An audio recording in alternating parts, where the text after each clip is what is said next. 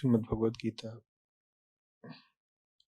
तीसरा अध्याय, छठा श्लोक। जो मनुष्य कर्मेंद्रियों को तो वश में करता है,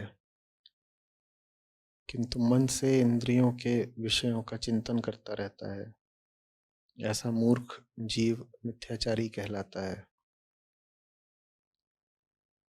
तो प्रश्न है, नमस्ते, क्या मानसिक विकारों एवं वृत्तियों से मुक्त हुए बिना कर्मेंद्रियों को वश में किया जा सकता है?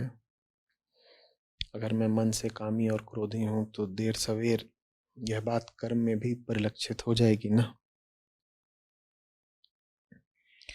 यहाँ मिथ्याचारी का उल्लेख है, वो जो बाहरी कर्म तो ना करे पर मन ही मन वो सब करता रहे जैसी उसकी वृत्ति है। कृपया समझाएं कि मन और शरीर में एकत्व कैसे लाएं, कैसे वो स्थिति आए कि जैसे हूं वैसे ही कर्म करें, कोई विरोध ना हो मन और कर्म के बीच।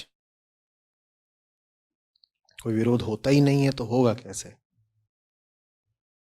ये प्रश्न इस मान्यता पर आधारित है कि मन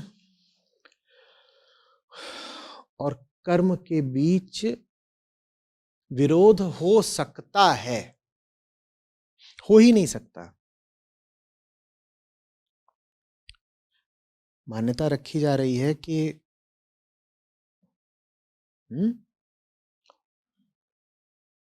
शरीर एक दिशा में जा सकता है और मन दूसरी दिशा में जा सकता है। नहीं जा सकते। समझिएगा बात को। उदाहरण के लिए आप कहेंगे कि देखिए, कोई ऐसा हो सकता है ना जो शारीरिक तल पर क्रोध या काम न दर्शा रहा हो, लेकिन मन से बड़ा कामी और क्रोधी हो, जैसा कि इस प्रश्न में भी पूछा गया है। तो विरोध हो गया ना। मन से वो कैसा है? कामी और क्रोधी, और शरीर से वो क्रोध और काम का प्रदर्शन नहीं कर रहा है। तो इस तरह की बुनियाद पर यह सवाल भेजा गया है और कहा गया है कि आचार्य जी, ऐसा होता है ना कि बाहर बाहर अर्थात शारीरिक तौर पर कोई हो सकता है जो न दर्शा रहा हो काम को और क्रोध को, लेकिन भीतर भीतर माने मानसिक तौर पर वो कामी भी और क्रोधी भी हो। तो ये स्थिति सामने रख के पूछा गया है कि कैसे करें कि इस तरह का विरोधाभास ना हो। और मैं क्या कह रहा हूं, ऐसा विरोधाभास होता ही नहीं है भाई, समझना। आपने कहा ये मन है, ये शरीर है। आपने कहा मन में काम है, क्रोध है, और शरीर काम और क्रोध दर्शा नहीं रहा है। आपने पूरी बात थोड़ी ही बता दी। पूरी बात क्या है मैं बताता हूं। पूरी बात यह है कि मन में काम क्रोध ही नहीं है, मन में काम है, क्रोध है और मक्कारी भी है। मक्कारी क्या कहती है? मक्कारी कहती है कि काम क्रोध रखो लेकिन शरीर पे के तल पर मत दर्शाओ। तो शरीर वही तो कर रहा है जो मन ने करने को कहा है। मन में तीन चीजें हैं, काम क्रोध मक्कारी। वो जो तीसरी चीज थी आप छुपा गए थे।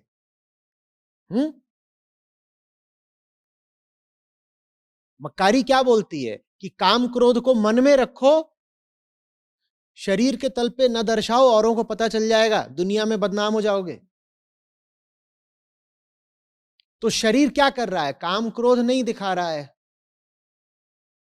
तो ये शरीर क्या मन के खिलाफ जा रहा है? नहीं, मन के खिलाफ नहीं जा रहा, वो मन के साथ ही तो जा रहा है। मन की किस चीज के साथ जा रहा है? वो मक्कारी के साथ जा रहा है। ये हुई एक बात। और अब थोड़ा और आगे की समझिए। तो मन की मक्कारी शरीर के तल पर इस तौर पर प्रदर्शित होती है कि आप काम और क्रोध सामाजिक तौर पर, प्रकट तौर पर प्रदर्शित नहीं करते। ये आप मन के खिलाफ नहीं है, ये आप मन के साथ ही चल रहे हैं, ये आप मन की मक्कारी के साथ चल रहे हैं। लेकिन काम क्रोध मन में तो है ही। तो शारीरिक तौर भी वो प्रकट तो होते ही हैं। कब होते हैं प्रकट? वो तब होते हैं प्रकट जब आपके ऊपर सामाजिक पहरे नहीं होते। सामाजिक, नैतिक, किसी भी तरह के। जब खुला मौका मिल जाता है, मैदान साफ है, तब वासना क्या प्रकट नहीं होती? सपनों में कहां से चली आती है वासना? और भूलिएगा नहीं, काम वासना सिर्फ यही नहीं होती है कि किसी का शरीर चाहिए। आप जाकर के पूछेंगे सिगमंड फ्रायड से तो आपको बताएंगे कि काम वासना 1000 तरीकों से प्रकट होती है जीवन में।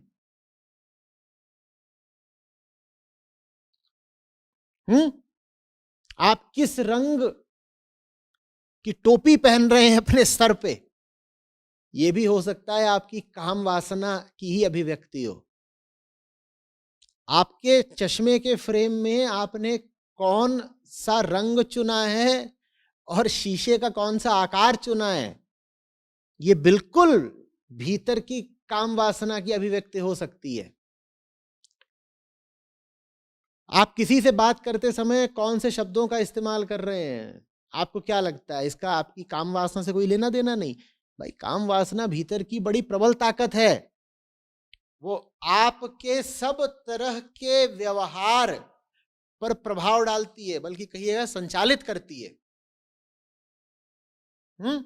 तो ऐसा थोड़ी है कि मन में काम है तो तन में दिखाई नहीं देगा, वो बिल्कुल दिखाई देता है, बस आपको इतनी अभी दृष्टि नहीं है, आप इतनी बारीकी से अभी देख नहीं पाते हैं कि जब वो दिखाई दे रहा हो तो आपको पता चल जाए कि वो दिखाई दे रहा है। आप सोचते हैं कोई और चीज है, आपको लगता है कि ये तो यूं ही किसी और कारक से आया हुआ व्यवहार है। वो किसी और कारक से आया व्यवहार नहीं है, वो दमित काम वासना ही है जो दूसरा रूप लेकर के सामने आ रही है। तो लो, यहां पर भी तो तन और मन एक हो गए ना, कि नहीं हो गए? तन ने दर्शा तो दिया ही काम वासना को, भले ही वासना के तौर पर नहीं, किसी और तौर पे दिखा दिया। यही बात क्रोध पर भी लागू होती है। क्रोध को हो सकता है कि आप उन लोगों के सामने न दर्शाएं जहां पर किसी तरह की बदनामी का, रुसवाई का कुछ खतरा हो, लेकिन जहां कोई खतरा नहीं होगा वहां पर वही क्रोध भड़बड़ा कर सामने आ जाएगा। बिल्कुल एकदम फट पड़ेगा। और अगर वहां भी नहीं फट रहा तो क्रोध किन्हीं और रूपों में अपनी ऊर्जा को अभिव्यक्त करेगा। तो इस तरह के भ्रम और गलतफहमी में बिल्कुल ना रहें कि मन में जो कुछ है वो कभी भी सिर्फ मन में रह सकता है। मन और तन बिल्कुल एक होते हैं। जो मन में है वो तन में ना हो, यह संभव नहीं है। और अगर कुछ है जो आपके तन में अभिव्यक्त हो रहा है, तन माने बाहरी व्यवहार में, शारीरिक क्रियाओं में, बोलचाल में, रिश्तेदारी में, उठने बैठने में, खाने पीने में, जो कुछ भी शारीरिक क्रियाएं हो सकती है जिनको आप कर्म बोलते हैं आमतौर से, जो कुछ भी व्यवहार में दिखाई दे रहा है वो यूं ही नहीं आ गया, वो मन में कहीं ना कहीं छुपा बैठा था। तो इस तरह की दलील भी कभी मत दिया करिए कि कोई कर्म आपसे अचानक, अनायास, धोखे से, अकस्मात हो गया है। धोखे से और अचानक कुछ नहीं हो जाता। अगर आपसे कुछ हो गया है तो वो मन में मौजूद था। और फ्रायड से पूछेंगे तो वो ये तक कहेंगे कि कर्म छोड़िए, आप कोई बातचीत कर रहे हैं और आपकी जबान फिसल गई, आपकी जबान फिसल गई, आप कह कुछ रहे थे, शब्द कुछ और निकल गया। अक्सर ऐसा होता है ना। तो बहुत संभावना है कि ये जो आपने जबान के फिसलने से कोई बात बोल दी, उसका ताल्लुक आपके भीतर दबी हुई काम वासना से हो। उसको कहते हैं फ्रॉडियन स्लिप। बोल कुछ रहे थे, बोल कुछ और गए। तन और मन साथ चलेंगे ही चलेंगे। इसीलिए तो श्री कृष्ण कह रहे हैं कि जो ऊपर ऊपर से तो इंद्रियों को वश में करता है और मन ही मन चिंतन में लगा रहता है, विचार ये करता है, अपने आप को इस खुशफहमी में रखता है कि किसी को पता थोड़ा ही चल रहा है, वो मूर्ख मिथ्याचारी कहलाता है। क्या कहलाता है? मिथ्याचारी। मिथ्याचारी किसकी नजरों में कहलाता है? जिनको समझ में ही नहीं आएगा कि ये धोखाधड़ी कर रहा है, वो क्या बोलेंगे उसे मिथ्याचारी। पर मिथ्याचारी वो उसे जरूर बोल देंगे जो जानते हैं कि ये दोहरा खेल खेलने की कोशिश कर रहा है और वो दोहरा खेल खेला नहीं जा सकता। तन और मन अलग अलग नहीं है। जो लोग शरीर से शुरुआत करके देखना चाहते हैं वो ऐसे कहते हैं कि देखो, जिसको आप मन कहते हो वो बहुत हद तक मस्तिष्क पर आश्रित रहता है। तो मन शरीर का ही सूक्ष्म रूप है। जो लोग शरीर से शुरुआत करते हैं वो कहते हैं शरीर है, और फिर शरीर के ही सूक्ष्म रूप का नाम मन है। और फिर दूसरे लोग होते हैं जो मन से शुरुआत करते हैं, वो कहते हैं ये मन है।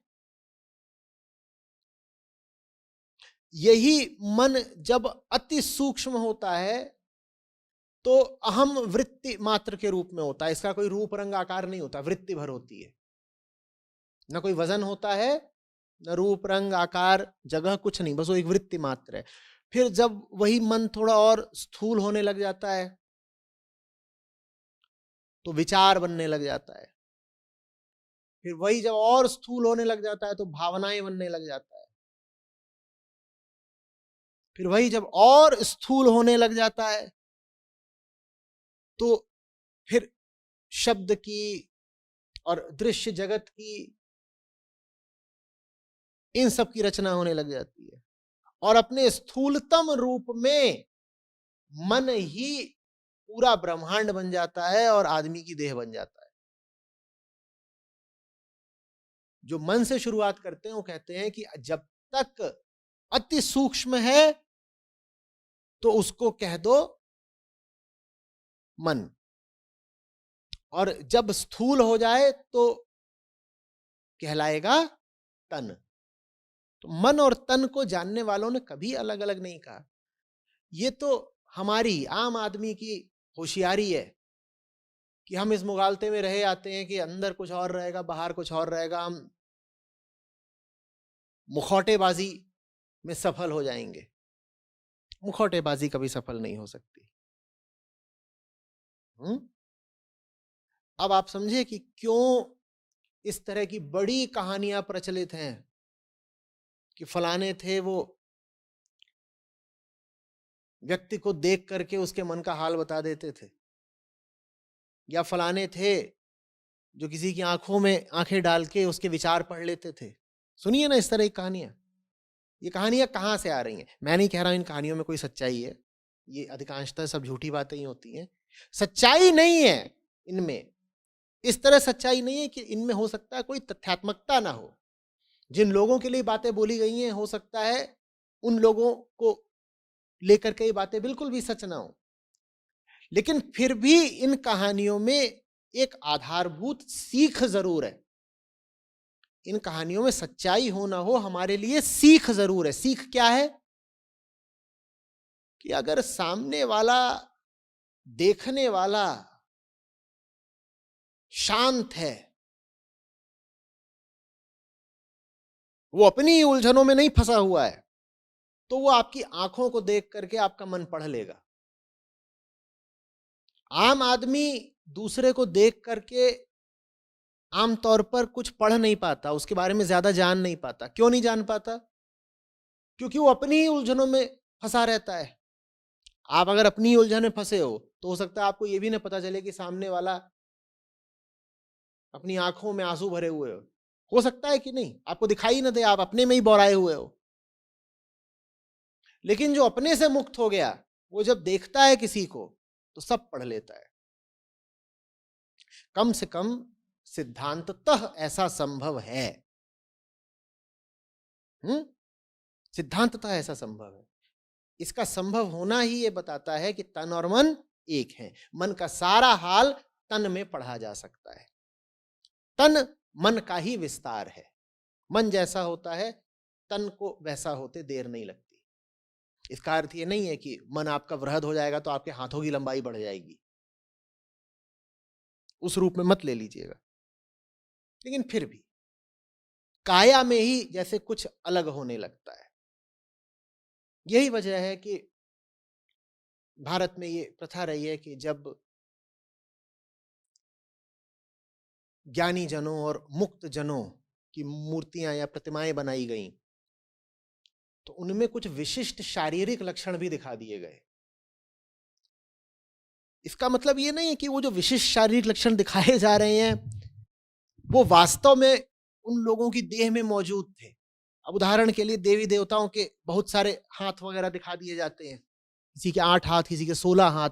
इसका ये नहीं मतलब है कि उस व्यक्ति के सही में 8 हाथ थे कि 16 हाथ थे। वो इतने हाथों का दिखाया जाना वास्तव में मन की बहुकलात्मकता की ओर संकेत करता है कि इनका मन ऐसा था कि वो शस्त्र भी समझता था, शंख भी समझता था, वेद भी समझता था, तलवार भी समझता था। तो 4 हाथ दिखा दिए। इसी तरीके से सर के पीछे एक आभा मंडल दिखा दिया। इसका मतलब ये नहीं है कि उनके सर से किसी प्रकार का कुछ विकिरण निकलता था, रोशनी निकलती थी, ये सब ना। इसका मतलब इतना ही है कि मन प्रकाशित था। और मन जब प्रकाशित होता है तब अगर देखने वाले की आंख हो देखने जैसी तो मन का प्रकाश वो चेहरे पर भी देख लेता है। हर कोई नहीं देख पाएगा। ऐसा नहीं है कि मन प्रकाशित होगा तो मुंह पे ट्यूबलाइट जलने लगेगी, या कि आप बिल्कुल ऐसे अंधेरे में निकलेंगे तो वहां पे रोशनी हो जाएगी और लोग आपको आगे आगे लेके चलेंगे कि भाई आज अंधेरा बहुत है, इनको आगे लेके चलो। वो सब नहीं होगा। तो ये जो आभा मंडल दिखाया जाता है चेहरे पर वो सांकेतिक है। आम आदमी को कुछ नहीं दिखाई देता। आम आदमी के सामने आप चाहे राम को ले आए, कृष्ण को ले आए, किसी को ले आए, उसे कोई दिव्यता, कोई आभा नहीं दिखाई देने वाली। लेकिन एक जानकार समझदार आदमी के सामने से अगर कोई गुजरेगा, कोई ऋषि, कोई अष्टावक्र, कोई बुद्ध, तो वो पकड़ लेगा, वो कहेगा ये आदमी खास है। ज्ञानी की खासियत को पकड़ने के लिए पहले पकड़ने वाले को खास होना चाहिए। उसकी आंखों में वो प्रकाश होना चाहिए कि वो ज्ञानी का प्रकाश देख सके। आपकी आंखों में प्रकाश होगा तो फिर वो दिखाई दे जाता है। तो जो नासमझ है उसके लिए दुनिया में भेद ही भेद है। इसी को द्वैत कहते हैं। उसको हमेशा ये लगता है कि यहां ऐसा, यहां ऐसा। जो समझदार हो जाता है उसको धीरे धीरे करके सारे भेद हटने लगते हैं, उसे एकत्व तो दिखाई देता है। कहता है मामला एक है। ऊपर ऊपर से चीजें छिन्न भिन्न लग रही थी, नीचे नीचे जुड़ी हुई हैं सब।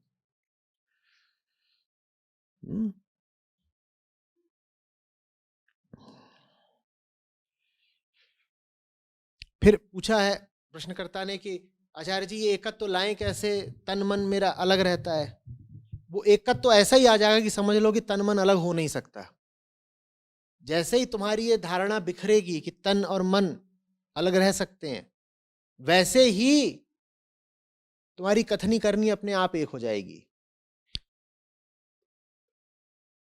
भाई विचार में और कर्म में आप अपनी चालाकी में भेद तभी करते हो ना जब आपको लगता है कि विचार और कर्म में भेद करना संभव है। एक बार आप समझ गए कि संभव है ही नहीं तो फिर आप भेद करोगे भी नहीं। ये जान जाओ कि नहीं छुपेगा। आप ये सोचो कि विचार मेरे भले ही घटिया हैं, पर मेरा मुखौटा तो बड़ा पाक साफ है ना, तो मैं बचा रह जाऊंगा, आप बचे नहीं रह जाओगे। आपको मैंने बाहर बाहर थोड़ी कुछ किया है, बस मैं मन में हिंसा रखता हूं। मन में मैं सोचता रहता हूँ ये फलाना, इसकी टांग तोड़ दूं, इसका कुछ अनिष्ट हो जाए, ये मरी क्यों नहीं जाता। और बाहर बाहर वो जब भी मिलता है तो मुस्कुरा के कहता हूँ जी कैसे हैं आप 200 साल जिए, आइए गले लग जाइए। और आप सोचते देखा मैंने क्या चालाकी करी, अंदर ही अंदर तो मैं इसका जानी दुश्मन हूं, मैं चाहता हूं ये कल मर जाए, पर ऊपर ऊपर मैंने इसको ये जता रखा है कि मैं इसका बड़ा शुभेच्छु हूं। और हम बड़े खुश होते हैं कि हमने इसको बेवकूफ बना दिया। नहीं बेवकूफ बना दिया। आप जो कुछ कर रहे हैं वो आपको भारी पड़ेगा, कोई और नहीं, आप ही बेवकूफ बन रहे हैं। ये बात जिसको समझ में आ गई, उसके बाद उसके विचार, उसके वक्तव्य और उसके व्यवहार में भेद समाप्त हो जाता है। फिर वो जो सोचता है वही बोलता है, और जो बोलता है वही करता है। ठीक है।